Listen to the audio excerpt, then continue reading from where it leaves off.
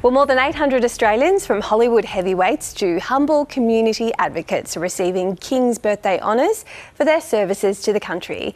Baz Luhrmann and Catherine Martin have been given the nation's highest honour for their services to the arts, while former Prime Minister Scott Morrison has also been recognised for his leadership through the COVID pandemic. They join businesswomen, disability and Indigenous advocates, climate scientists, educators and community leaders on the list of those chosen to be recognised today. We're going to be hearing from some of them throughout the show this morning, but first let's head to Canberra and bring in our political reporter Tom Lowry. Tom, good morning. Have we heard from Scott Morrison about the award?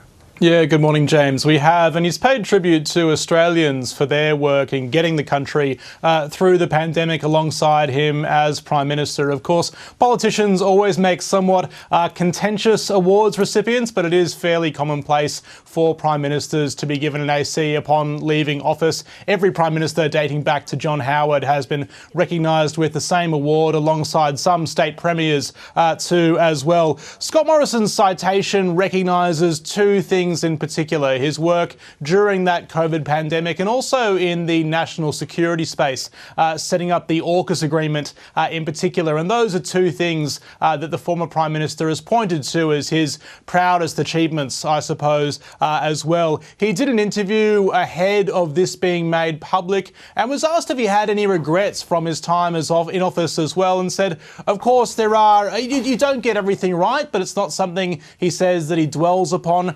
terribly much. He was also asked about the sort of revelations that he'd sworn himself into a number of additional portfolios during his time as Prime Minister, and sort of brushed those aside, describing them as latent redundancies.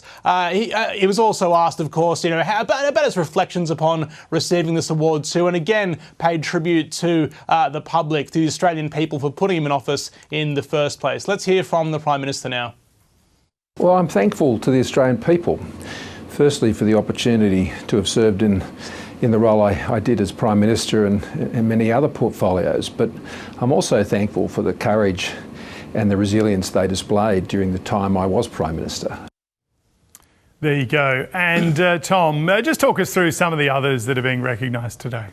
Yeah, look, a number of eminent Australians, way too many, of course, to go through individually, but a few we should single out. Baz Luhrmann and Catherine Martin also being awarded ACs. Baz Luhrmann, of course, the sort of very well-known film director for everything from Strictly Ballroom through to Elvis just a few years ago, and Catherine Martin, the costume designer, who's won more Oscars, I think, than any other Australian, both recognised for their contributions to the arts. Wendy McCarthy, the businesswoman and advocate, she's also being recognised with an AC. She's a former deputy chair of the ABC. She's been recognised for her work in areas like children and youth, health, business and the arts as well. And of course, Philip Adams, the ABC's own, who only left Radio National's Late Night Live just late last year.